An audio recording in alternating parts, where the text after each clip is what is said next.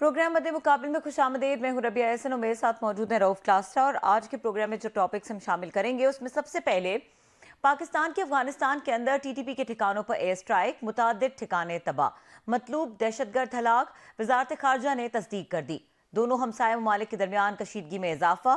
वजीरिस्तान में दहशतगर्दी के हमलों में शहीद होने वाले फौजी अफसरान के जनाजों में सदर पाकिस्तान और आर्मी चीफ की शिरकत। वजीर आजम शहबाज शरीफ भी दोनों अफसरान के घर पहुंच गए।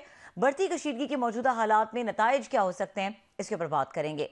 इसके अलावा बात करेंगे पंजाब के नौजवान तलबा के लिए वजीर आला पंजाब मरियम नवाज ने बड़ा मंसूबा लॉन्च कर दिया।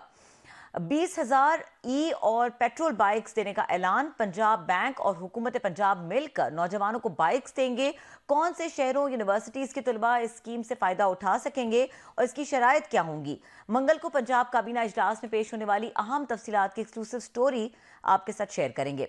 इसके अलावा बात करेंगे सेनेट इलेक्शन में पीटीआई में टिकटों की तकसीम पर इख्तलाफात। पंजाब में हामिद खान और जुल्फी बुखारी को टिकट मिलने पर सवालात उठ गए।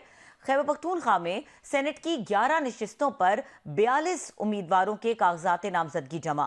क्या खैबर पख्तूनख्वा में कोई बड़ा सरप्राइज आ सकता है?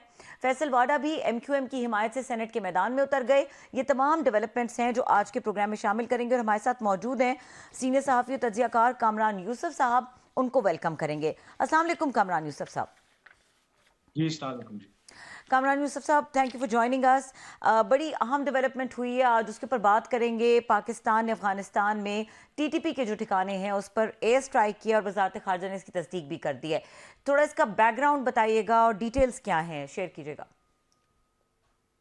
देखें, पाकिस्तान और अफगानिस्तान के दरमियान जो ताल्लुकात हैं वो गुज़श्ता कई माह से कशीदा हैं और उसका जो सबसे बड़ा जो रूट कॉज है वो यही है कि पाकिस्तान में जो भी दहशतगर्दी के हालिया महीनों में बड़े वाक़यात हुए हैं, वो या तो कलअदम तहरीक तालिबान पाकिस्तान ने किए हैं या उससे जुड़े जो दूसरे ग्रुप थे। और पाकिस्तान का हमेशा से ये मौक़िफ़ रहा है कि इन दहशतगर्दी के जो जो वाक़यात हैं इनके ताने बाने अफगानिस्तान से मिलते हैं और तवातुर से पाकिस्तान अफगान तालिबान के ऊपर ये दबाव भी डालता रहा है, उनसे मुतालबा भी करता रहा है कि वो टीटीपी के खिलाफ मौसर कार्रवाई करें। लेकिन अफगान तालिबान इस बात पर बज़िद रहे कि वो टीटीपी के खिलाफ कार्रवाई नहीं कर सकते। उसकी वो बहुत सी अपनी वजूहात बताते हैं और वो पाकिस्तान को यही कहते रहे कि आप इसका कुछ सियासी हल निकालें। फिर हमने देखा कि पिछले साल दिसंबर में एक दहशतगर्दी का बड़ा वाकया केपी में हुआ जिसमें 23 पाकिस्तानी जवान शहीद हुए और उसके बाद पाकिस्तान ने क्लियरली एक वार्निंग दी थी अफगान तालिबान की हुकूमत को कि अगर इसके बाद कोई दहशतगर्दी का बड़ा वाकया हुआ और उसमें पाकिस्तानी जो फौजी हैं वो शहीद हुए तो फिर पाकिस्तान इंतजार नहीं करेगा और पाकिस्तान अफगानिस्तान के अंदर दहशतगर्दी के जो ठिकाने हैं उनके खिलाफ कार्रवाई करेगा। तो 16 मार्च को जो मीर अली शुमाली वजीरिस्तान में दहशतगर्दी का हालिया वाकया हुआ जिसमें 7 पाकिस्तानी मान और ऑफिसर भी शामिल थे, वो शहीद हुए। तो वो आप कह सकते हैं कि एक टिपिंग पॉइंट था और उसके बाद फिर पाकिस्तान ने आज ये स्ट्राइक्स किए इनसाइड अफगानिस्तान। खोस्त और पक्तिका जो सूबे हैं वहां पर ये हमले किए गए हैं और इसमें जो सबसे अहम पहलू है, माजी में भी पाकिस्तान कभी कभी जो अफगानिस्तान के अंदर इस तरह के एयर स्ट्राइक्स करता रहा है, लेकिन इस तरह फर्क यह है कि माजी में पाकिस्तान ने कभी भी पब्लिकली एक्नॉलेज नहीं किया। अप्रैल 2022 में पाकिस्तान ने इसी तरह के फिजाई हमले किए थे लेकिन आज तक उसको ऑन नहीं किया। For the first time Pakistan ने ना सिर्फ अफगानिस्तान के अंदर हमले भी किए बल्कि उसको पब्लिकली एक्नॉलेज किया है, जिससे साफ जाहिर होता है कि एक क्लियर शिफ्ट है पाकिस्तान की हिकमत अमली में अफगानिस्तान को लेकर के और जो ताल्लुकात की इस वक्त नौयत है उससे क्लियरली अंदाजा होता है कि जो भी अवेलेबल मैकेनिज्म थे इन इश्यूज को हल करने के लिए वो अपेरेंटली फेल हो गए। सो कामरान, आप ये कह रहे हैं जिस तरह आपने कहा कि it was a straw on camel's back, के जिस तरीके से ये 16 मार्च वाला वाकया हुआ और फिर उसके बाद पाकिस्तान ने ये एक रद्द अमल किया, ये ऑलरेडी पार्ट ऑफ प्लान था समवेयर या ये ट्रिगर हो गया इस इंसिडेंट से? और दूसरा, जिस तरह आपने कहा अनप्रेसिडेंटेड है कि पाकिस्तान एक्नॉलेज करेगा, ओन करे कि ये एयर स्ट्राइक्स हमने किए हैं अफगानिस्तान के केस में, तो अब इस तरह का मैसेज देना और फिर अफगानिस्तान का कोई फॉर्मल रद्द अमल इसके ऊपर आया है? देखें, जो 16 मार्च के वाकये की आपने बात की, देखें ये जो सारी टेंशन जो बिल्डअप हो रही थी वो कई अरसे से हो रही थी और जैसे मैंने आपसे कहा कि इससे पहले भी जो दहशतगर्दी के वाकयात हुए तो पाकिस्तान ने क्लियरली अफगानिस्तान को वार्निंग्स भी दी, लेकिन उन वार्निंग के बावजूद पाकिस्तान में दहशतगर्दी के जो वाकयात हैं उसमें कमी वाकई नहीं हुई। तो 16 मार्च वाला वाकया एक डिफाइनिंग वो मोमेंट था, फिर वो ट्रिगर हुआ और एक टिपिंग पॉइंट था। उसके बाद पाकिस्तान ने ये कार्रवाई की, और अगर पाकिस्तान अभी भी कार्रवाई ना करता तो एक व्यू ये है कि फिर पाकिस्तान कमजोर दिखाई देता है। एक मैसेज जो है अक्रॉस द बोर्ड और अफगानिस्तान को ये देना बहुत जरूरी था।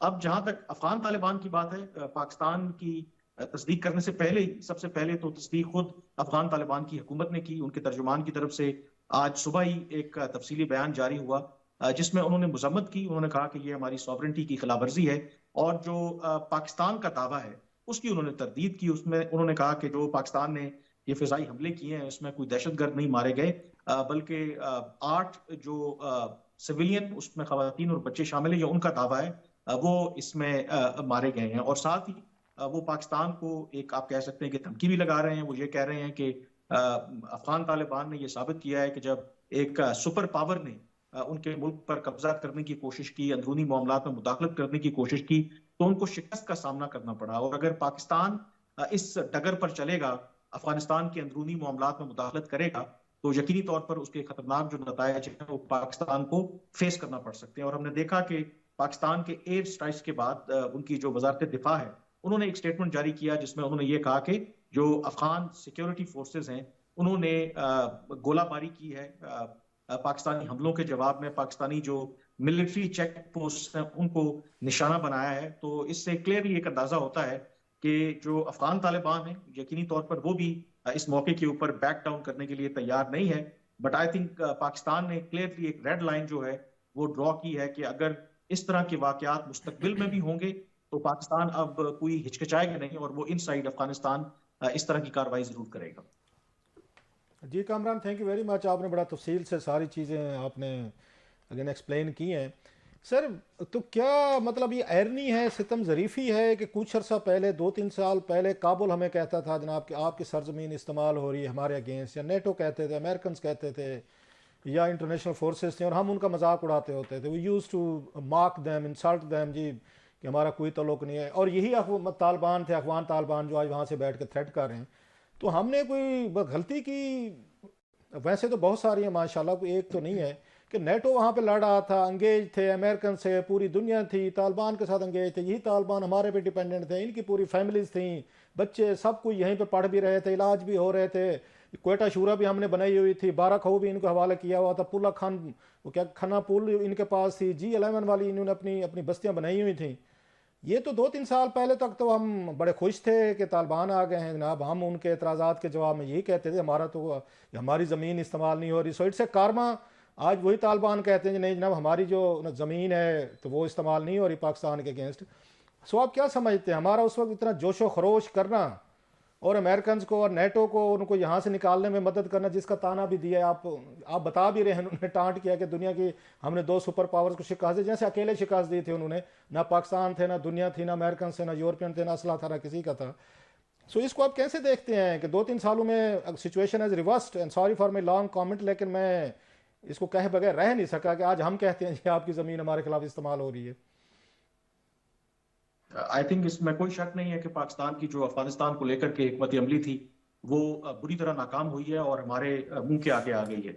जो अगर दफ्तर खारजा का आप स्टेटमेंट देखें उसमें बड़ा क्लियरली एक और शिफ्ट भी नजर आया है। माजी में जब अशरफ गनी की या हामिद करजाई की हुकूमत थी और हमारा एक बयानिया सरकारी तौर पर रहा कि जो टीटीपी है या उससे जुड़े जो दूसरे ग्रोह हैं इनको एनडीएस जो उस वक्त उनकी इंटेलिजेंस एजेंसी थी अफगानिस्तान की, और जो भारतीय खुफिया एजेंसी रॉ, वो फंड करते हैं। लेकिन आज अगर आप स्टेटमेंट देखें जो दफ्तर खारजा की तरफ से जारी हुआ है उसमें पाकिस्तान ने यह कहा है कि हम जो अफगानिस्तान की जो सॉवरेंटी है उसका एहतराम करते हैं, जो अफगानिस्तान के अवाम है उनका भी हम रिस्पेक्ट करते हैं, लेकिन बदकिस्मती से अफगानिस्तान या अफगान तालिबान की हुकूमत में चंद ऐसे अनासर हैं जो ना सिर्फ टीटीपी की पुष्ट पनाही कर रहे हैं बल्कि वो टीटीपी को बतौर प्रॉक्सी पाकिस्तान के खिलाफ इस्तेमाल कर रहे हैं।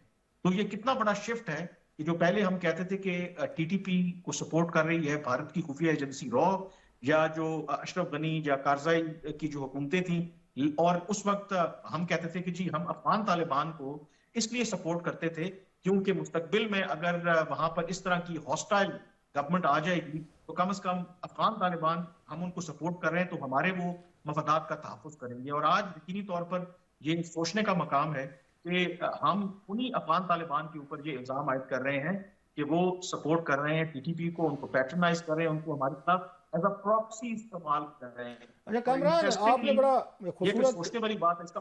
आपने बड़ी खूबसूरत बात की। ये हमारे डिफेंस एनालिस्ट होते थे, रिटायर्ड फौजी जनरल, हमारे भाई, हमारे बहुत सारे कालम निगार जर्नलिस्ट पिछले 20-30-40 सालों में हमें समझाते रहे कि दो चार आप और मेरे जैसे थे कि भाई साहब जाने दें, आप अफगानिस्तान को अफगानिस्तान के हाल पे छोड़ दें। तो याद हो हमें उल्टा शटअप कॉल दी जाती थी, आपको क्या पता, हमारे स्ट्रेटेजिक एसेट है, हमारी फ्रंट लाइन है, हमारा डिफेंस है, हमारा मगरबी बॉर्डर ये सेफ करेंगे, और मगरबी बॉर्डर सेफ है तो मशरकी बॉर्डर पे तबाही फेर देंगे। हमारे डिफेंस एनालिस्ट अभी रिसेंटली तक कहते होते थे, अखबार में बड़े बड़े कॉलम लिखे जाते थे, रोमेंटिसाइज किया जाता सारी चीज़ों को। आज अब समझते नहीं है कि जो नेटो इंटरनेशनल फोर्सेस या वहाँ के नॉर्दर्न अलाइंस या उनके उनके जो अगेन कमांडर्स थे, वो जो पाकिस्तान को कहते थे कि भाई साहब आप ना इनको पनाह दें, आप इनको मत अनलीश करें अपनी इस सरजमीन से हमारे अगेंस्ट, और हम कहते थे नहीं यहाँ पे नहीं हो रहे। आज कैसे अगर वो बैठ के चस्का ले रहे होंगे, थोड़ा कुछ चेज़ा ले रहे होंगे सारे नेटो वाले, अमेरिकन, यूरोपियन और ये नॉर्दर्न अलाइंस, ये सारे कि भाई साहब हम तो मना करते थे इसी दिन से कि मत करें। आई थिंक बिल्कुल जो इसमें जो सबसे ज्यादा लोग खुश हो रहे होंगे, जो यकीनी तौर पर नहीं चाहते कि पाकिस्तान और अफगानिस्तान के ताल्लुकात बेहतर हों, और जो उस वक्त पाकिस्तान की जो हिकमत अमली है उसको क्रिटिसाइज करते थे, तो यकीनी तौर पर मैं तो कहता हूं कि अमेरिका और ये तमाम जो ममालिक हैं जो पाकिस्तान की उस वक्त की पॉलिसी पर तनकीद किया करते थे, आज वो तमाशा देख रहे हैं कि देखें ये वही पाकिस्तान है जो अफगान तालिबान के खिलाफ कार्रवाई नहीं करता था और अफगान तालिबान को कहता था कि ये एक हकीकत है, ये एक सियासी ताकत है, इनके साथ बातचीत किए बगैर मामलात आगे नहीं बढ़ेंगे। और आज वही अफगान तालिबान पाकिस्तान की सलामती के लिए एक बहुत बड़ा खतरा बन गए हैं। तो आई थिंक ये डेवलपिंग सिचुएशन है, जाहिर है कि इसको जिस तरीके से डील करना है एक तरफ तो हमें करना चाहिए। अच्छा कामरान, आपका फायदा उठा जी, सॉरी बात कर लें जी सर। जी जी दूसरा मेरा पॉइंट ये था कि जो करंट सिचुएशन है उसको तो ठीक हम जिस तरह से डील करना है वो जरूर करें, but at the same time उस वक्त तक हमारी पॉलिसी ठीक नहीं होगी जब तक जो माजी के जो फैसले हमने लिए हैं, आमतौर पर हम अकाउंटेबिलिटी की बात करते हैं, वो शायद फाइनेंशियल अकाउंटेबिलिटी की बात करते हैं, करप्शन की बात करते हैं, जब तक हमारे मुल्क में फैसलों के बारे में भी अकाउंटेबिलिटी होनी चाहिए। आई थिंक वो फैसला किसने लिया था कि आप अफगान तालिबान को एक तो सपोर्ट कर ही रहे थे, फिर टीटीपी के साथ आपने मुज़ाकरात किए, फिर उनके लोगों को जेलों से छोड़ा, फिर सैकड़ों की तादाद में लोगों को वापस आने दिया। तो एटलीस्ट हो सकता है कि मैं पता है कामरान, आपको पता है कौन सा ये राज है, यू नो दैट कि किसने फैसले किए? जनरल ये बाजवा साहब थे, जनरल फैज साहब थे, इमरान खान साहब थे, इन तीनों ने किए हैं। कौम को पता होना चाहिए sir, they should know that. Faiz general Bajwa ने उनके दौर में, क्योंकि वो एक आर्मी चीफ थे, एक आईएसआई चीफ थे और बाद में पेशावर के कोर कमांडर थे। सवाल ये कि ये नहीं है कि हो सकता है कि उनकी इंटेंशन गलत थी, इंटेंशन हो सकता है उनकी ठीक हो, लेकिन सवाल ये है कि जब इतना बड़ा आपको एक बैकलैश आए तो एटलीस्ट उन फैसलों की या जो लोग जिन्होंने फैसले किए उसकी अकाउंटेबिलिटी भी होनी चाहिए कि आपने क्या सोच के ये फैसला किया था। क्योंकि जब तक आप वो अकाउंटेबिलिटी उन फैसलों की नहीं करेंगे तो फिर आपका जो कोर्स करेक्शन है वो भी नहीं होगा। अच्छा, थोड़ा सा आपका फायदा उठा लेते हैं सर, क्योंकि फॉरेन ऑफिस आप कवर करते हैं, सिक्योरिटी तो मामला देखते ही हैं। इसहाक डार साहब आ गए foreign minister. Sir foreign ministry का क्या इस पे रिएक्शन है? इतने हम क्रिटिकल क्राइसिस में चल रहे हैं और ये डार साहब totally new to the ministry, वो तो खुश भी नहीं है फॉरेन मिनिस्टर बन के, वो तो फाइनेंस मिनिस्टर लगना चाह रहे थे। तो इसको आप कैसे देख रहे हैं शिफ्ट को, और वहाँ पे फॉरेन ऑफिस के लोगों की क्या इस पे रिएक्शन है कि डार साहब चला लेंगे काम को? देखिए, जो फॉरेन ऑफिस के अंदर एक तो बड़ा लोग मोहतात हैं इस वक्त। उसकी वजह यह है कि आफ्टर ऑल इसहाक डार साहब बेशक वज़ीर ख़ारजा नहीं बनना चाहते थे, नून लीग के अंदर उनकी एक हैसियत है, वो एक इन्फ्लुएंशियल आई थिंक लीडर है with in the PML setup. एक तो वो बड़ा एहतियात से चल रहे हैं, दूसरा अभी तक का जो इसहाक डार साहब का, दो के इट्स टू अर्ली टू जज, लेकिन अभी तक जो उनका कंडक्ट रहा है, जो एक हफ्ता 7-8 दिन हुए हैं, तो उस पर बज़ाहिर उनकी बॉडी लैंग्वेज, उनकी जो भी दफ्तर खारजा में एक्टिविटीज रही हैं, अपेरेंटली यही लग रहा है कि अभी भी कहीं ना कहीं उन्होंने इस फैसले को कबूल नहीं किया कि उन्हें वजीर खजाना नहीं बनाया गया। इनफैक्ट जो पहला उनका इंटरेक्शन दफ्तर खारजा में हुआ, एक ट्रेडिशन है जहां पर उनको एक एलेबोरेट ब्रीफिंग दी गई फॉरेन पॉलिसी चैलेंज के हवाले से। जब उनको मौका मिला तो उन्होंने अपनी जो तकरीर है या अपना जो इंटरेक्शन है, बेशतर उसका जो फोकस है वो पाकिस्तान की मईशत के ऊपर रखा और फॉरेन ऑफिस से कहा कि आप एक रोल प्ले करें कि कैसे पाकिस्तान के जो मुआशी मसाइल हैं उनसे पाकिस्तान को निकालना है। इकोनॉमिक डिप्लोमेसी की बात की, सरमायाकारी की बात की, और फिर एक आज जो स्टीयरिंग कमेटी बनी हुई है जो एयरपोर्ट्स को आउटसोर्स करना है, उसकी मीटिंग उन्होंने दफ्तर खारजा में चेयर की। तो इसलिए आई थिंक लगता ये है कि अभी भी जो इसहाक डार साहब हैं उनका दिल कहीं ना कहीं फाइनेंस मिनिस्ट्री में ही लगा हुआ है। बट आई थिंक ये आने वाला वक्त वो बताएगा, कामरान कहते क्योंकि हैं ना, आपको वो नहीं कामरान कहते हैं old habits die very hard, so it will take time sir.